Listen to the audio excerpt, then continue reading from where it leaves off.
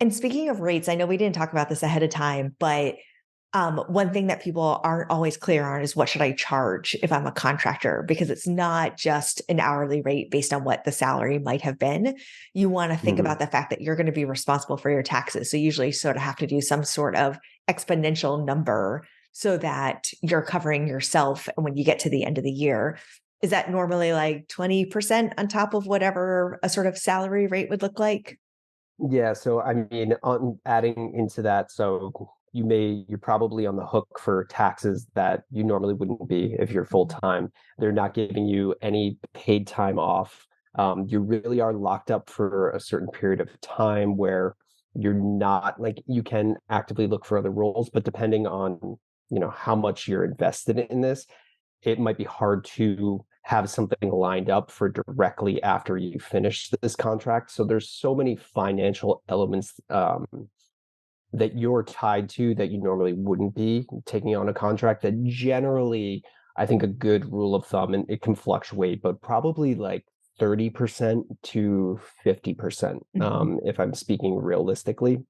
And that could depend. Like if it's super short term and it's just like, hey, we need you to commit like 50 hours for the next month, like maybe that's a little more expensive because you got to drop everything. You're committing, but you don't have time to line something else up. So your time's a little bit more valuable. So I generally tell somebody anywhere between 30-50% multiplier on what you would generally make hourly. That's great. And I actually want to touch on something that you said around what happens after the contract ends. So, how do I have the conversation with the employer, who's not the employer, but like whatever the company, or how do I think about it for myself if I'm still actively looking for a full time job during this? Do I have to tell them that?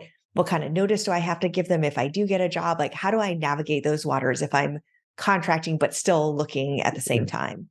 I think it's understood that they're not offering you something full time. You have to keep an eye on your livelihood and your security. So I don't think it's something that you have to hide in any way. Like I've had contractors and they need to take a couple hours off because they are continuing their interviewing for a full time opportunity, and it's completely understandable. So again, it's something you can be pretty transparent about because they understand what they're buying into.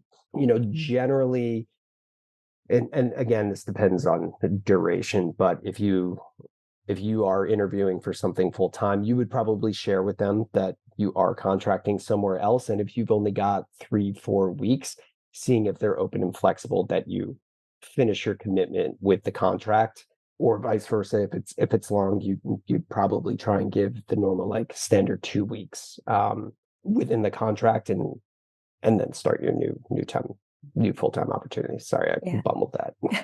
It's all good.